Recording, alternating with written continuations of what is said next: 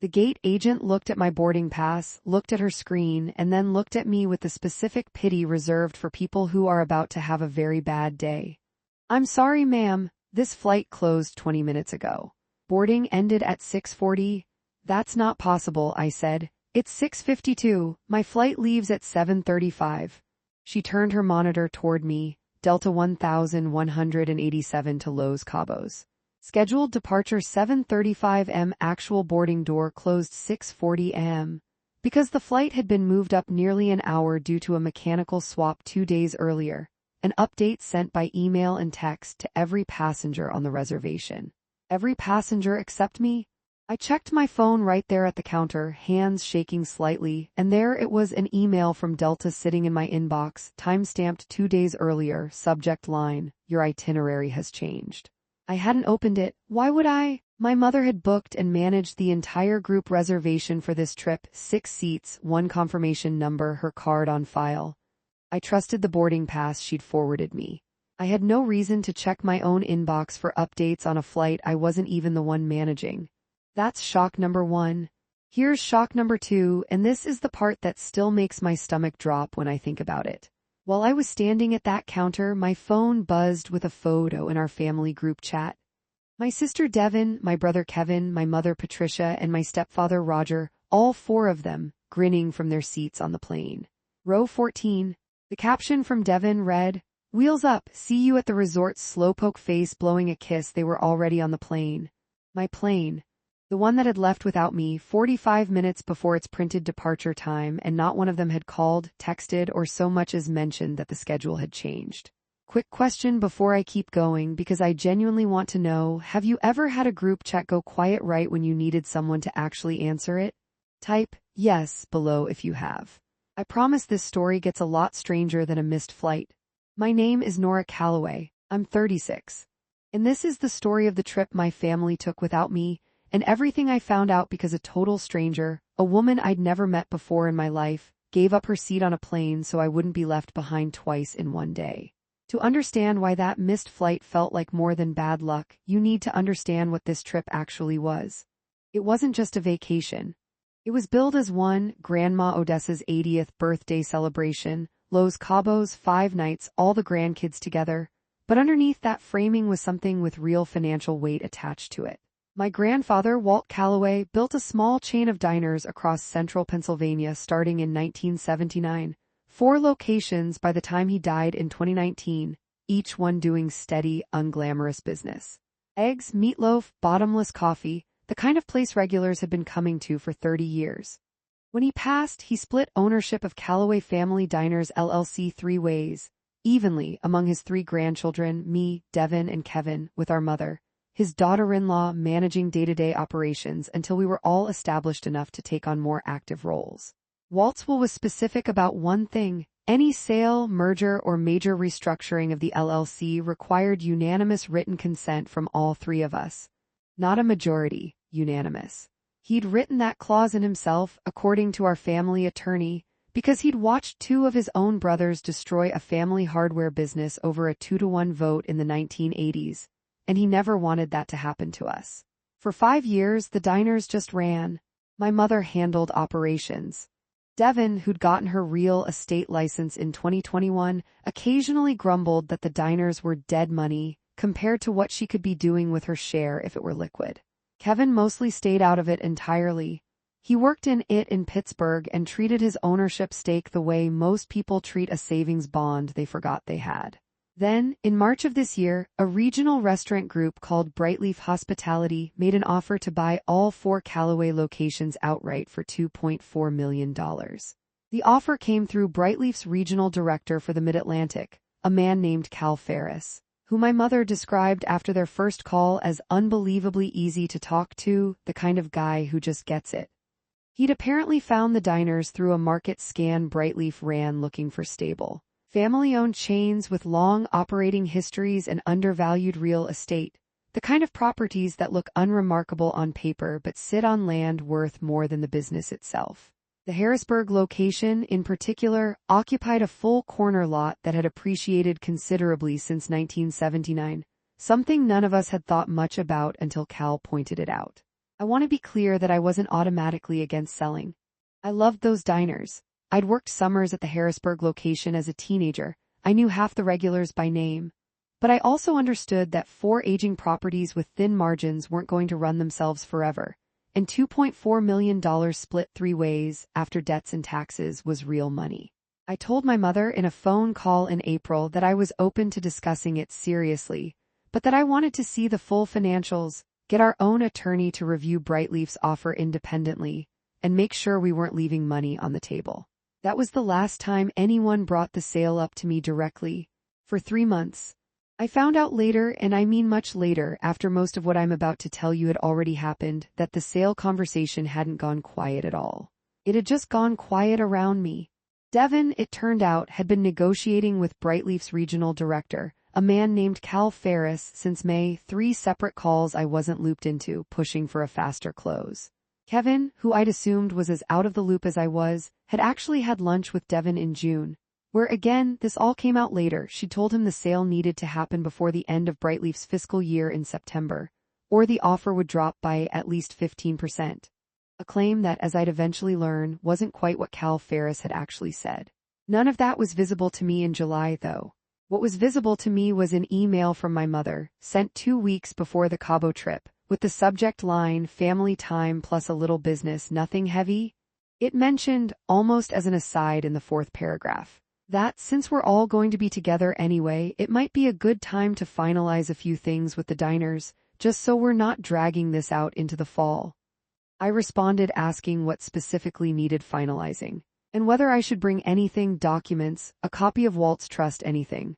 She replied with a single line, "Don't worry about it, we'll handle logistics when everyone's there. Just bring sunscreen." I didn't love that answer. But I also didn't think, even for a second, that "we'll handle logistics" meant we'll handle a multi-million-dollar shareholder vote without you in the room. So there I was, 48 hours later, standing at a gate in the Philadelphia airport at 6:53 in the morning, watching my family's plane taxi away from the jet bridge through a window, while a group chat message with a grinning photo of all 4 of them sat unanswered on my phone. I called my mother, straight to voicemail. She always put her phone on airplane mode the second the seatbelt sign came on, a habit from decades of anxious flying. I called Devin, same thing. I texted Kevin. "Guys, the flight left 45 min early, no one told me I'm stuck." No response for 6 minutes. Then, finally, 3 dots. Then, "Wait, seriously? That's so weird." Mom said she forwarded everyone the updated confirmation. "Sucks, hope you can get on standby." That's when I noticed something small, the kind of thing you only notice because you're standing at an airport gate with nothing else to do but stare at your phone. Kevin's message said Mom said she forwarded everyone the updated confirmation, not "I got the updated confirmation," not "we all got it." Mom said she forwarded it. I filed that away without knowing yet how much it would matter.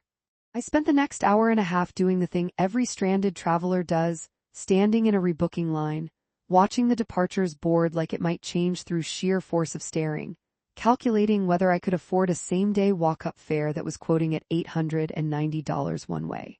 That's when a woman next to me in line, maybe 60, wearing a cardigan despite the July heat outside, struck up a conversation.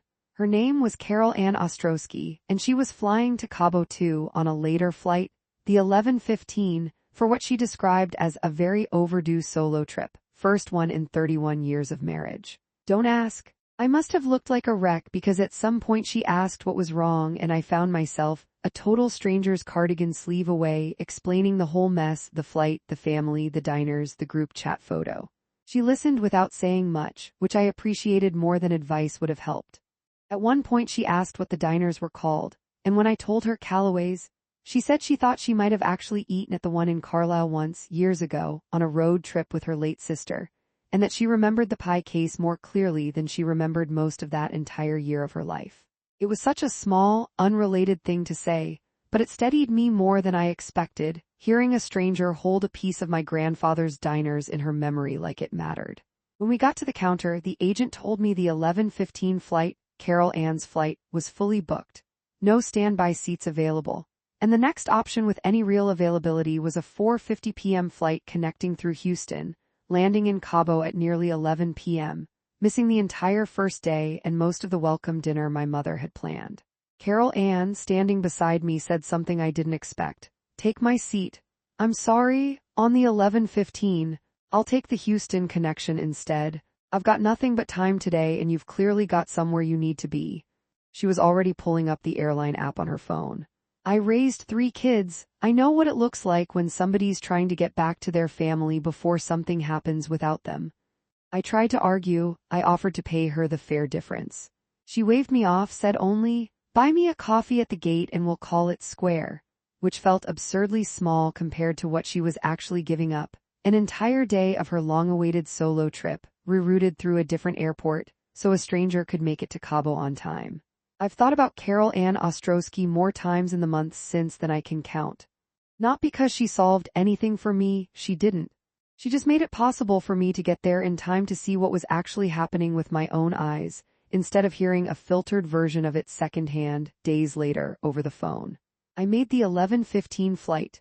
I landed in Los Cabos at 3:40 that afternoon, 4.5 hours behind schedule instead of nearly 10. I had no idea, getting into the resort shuttle, that I'd already missed the thing that actually mattered. The resort was one of those sprawling all-inclusive properties outside San Jose del Cabo, all white stucco and infinity pools bleeding into the ocean horizon. I found my family eventually on a shaded terrace near the main pool, my mother in a sun hat, Roger with a laptop bag at his feet, which struck me as an odd thing to bring poolside, Devon scrolling her phone, Kevin reading, of all things, a paperback thriller like nothing in the world was wrong. "There she is," my mother said, standing to hug me, her voice pitched at the exact register people use when they're performing normalcy for an audience. We were starting to worry. "I texted the group chat from the gate," I said. "Nobody called?" "We figured you'd handle it," Devon said, not looking up from her phone. "You always do." I let it go, mostly because I was tired and sunburned and didn't want the first hour of the trip to be a fight. It was Roger's laptop bag that nagged at me, though, sitting there at his feet at a pool on what was supposed to be a purely social afternoon. I asked him lightly if he'd been working. He said something vague about just a few emails, and my mother changed the subject to dinner reservations with a speed that, looking back, was its own kind of tell. It wasn't until the next morning, over breakfast, that Kevin, who I'd later realize was carrying more discomfort about all of this than either Devon or my mother, said something that cracked the whole thing open. "So did Mom show you the paperwork from yesterday?" he asked, buttering toast, not looking at me directly. "Figured she would have caught you up by now." "What paperwork?" Kevin's face did something complicated. He set the toast down. "The Brightleaf stuff. We signed the letter of intent yesterday afternoon before you landed." I sat very still for a second, doing math I didn't want to do. "We signed." "All 3 of us?" "Yeah," Kevin said, and then slower, like he was hearing his own words for the first time. "Yeah, all 3. I hadn't signed anything. I hadn't been there. I hadn't even landed yet when, according to Kevin, this had happened. I want you to sit with that moment for a second, the way I had to sit with it at that breakfast table, because I think it's the moment this story actually starts, more than the airport did. My hands were cold and it was 91 degrees outside. "Kevin," I said very carefully, "I did not sign anything yesterday. I wasn't here yesterday." He put his fork down. "Mom said you'd emailed your consent ahead of time.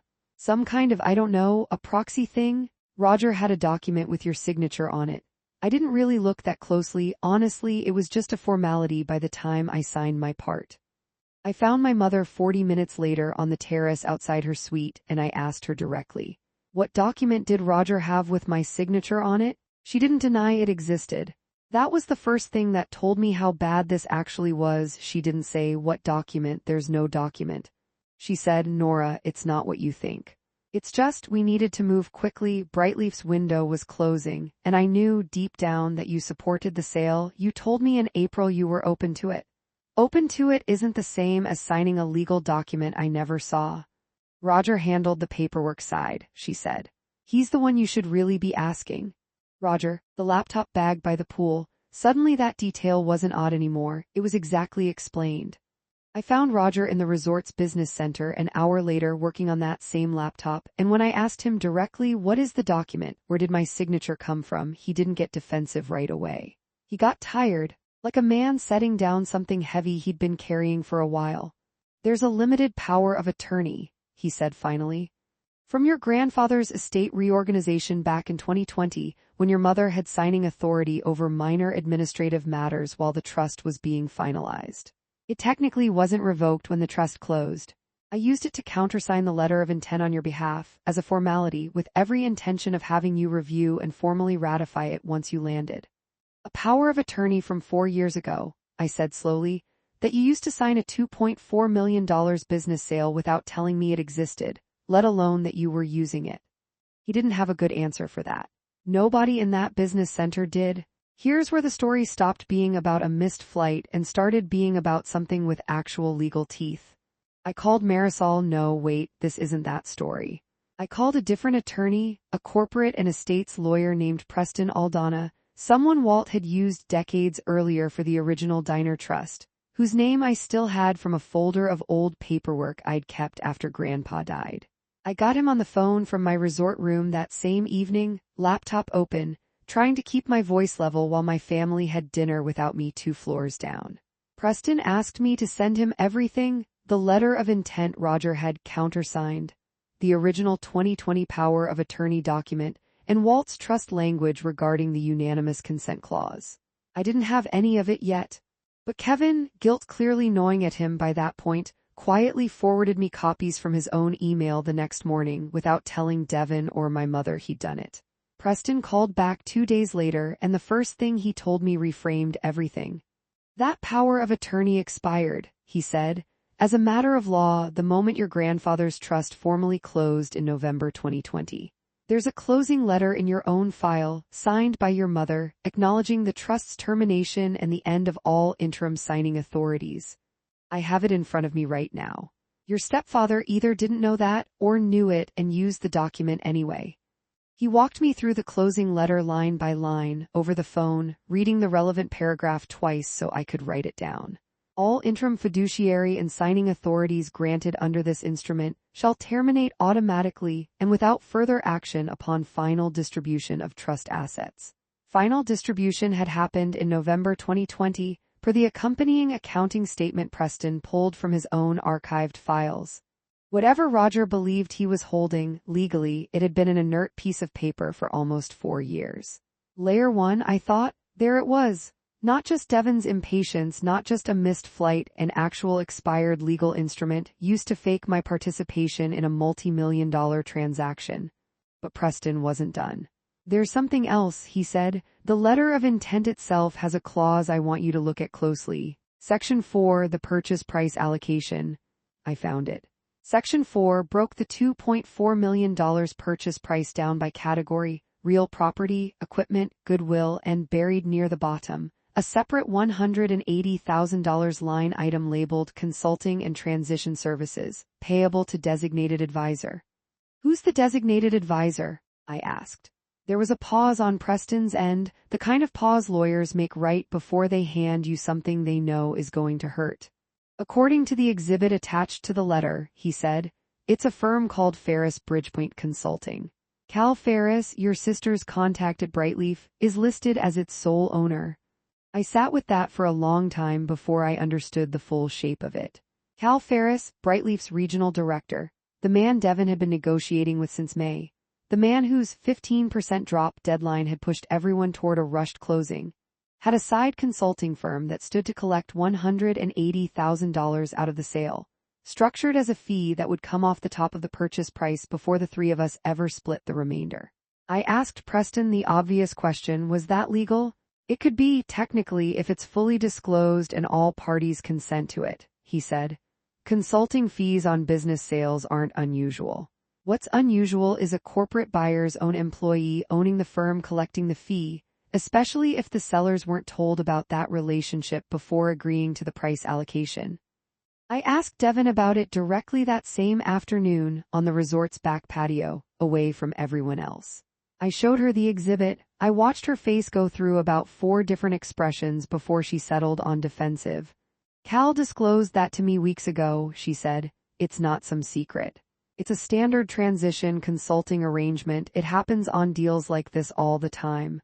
Did you disclose it to me, or Kevin? She didn't answer that directly. She said instead, it doesn't change the total, Nora. It's coming out of the deal structure either way. It's not like it's extra money out of our pockets specifically. It's $180,000, I said, going to the exact person who told you the deal would collapse if we didn't rush it.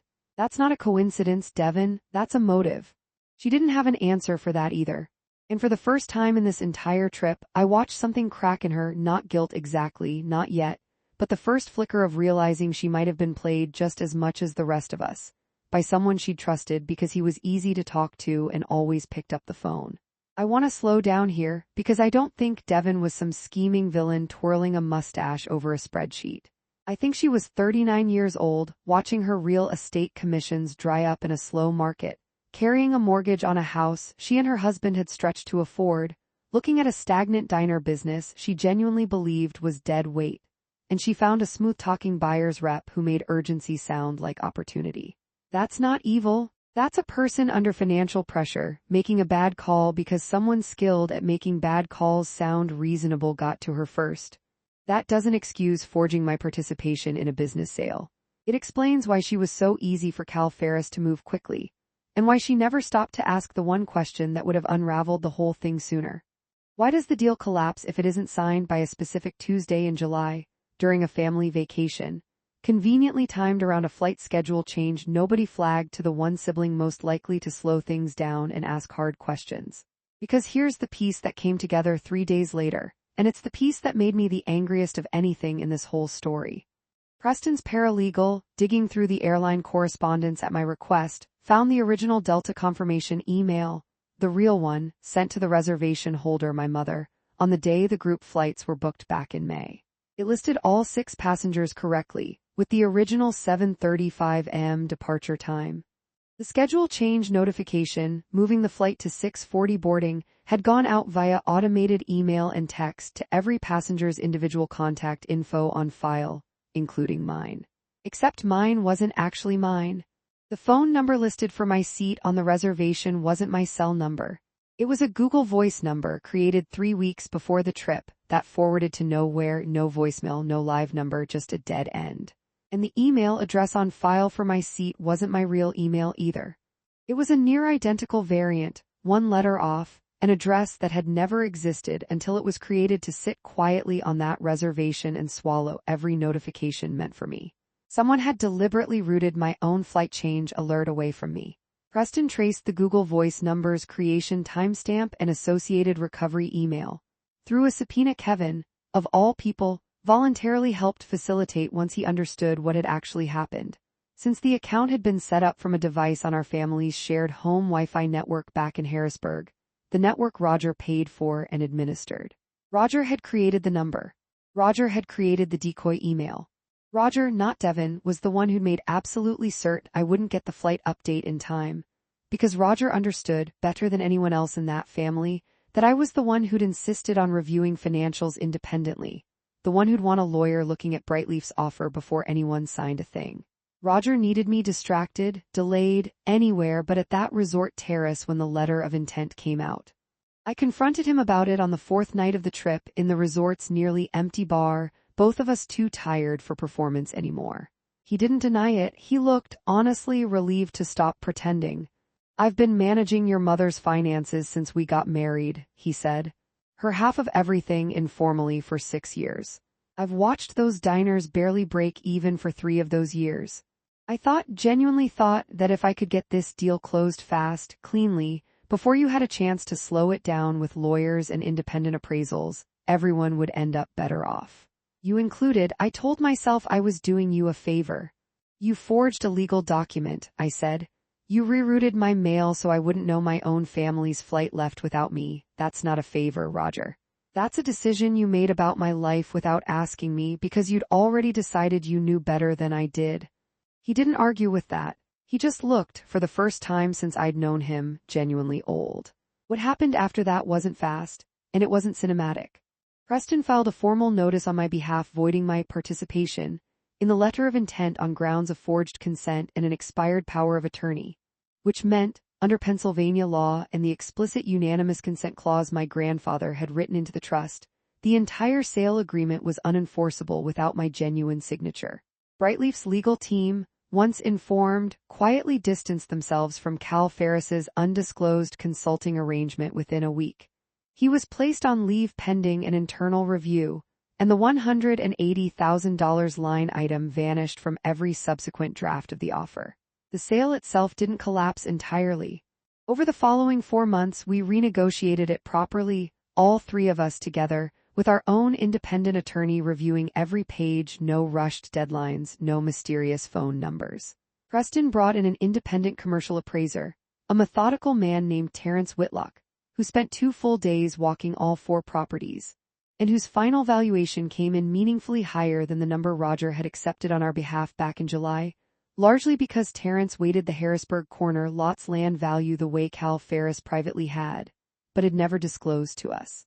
The final price came in 12% higher than Brightleaf's original offer, once an honest appraisal replaced the rushed one Roger had accepted on our behalf. It closed in November cleanly with 3 genuine signatures on it, in a conference room, in daylight, with nobody's flight information tampered with beforehand. My mother and I didn't have a clean, movie-style reconciliation.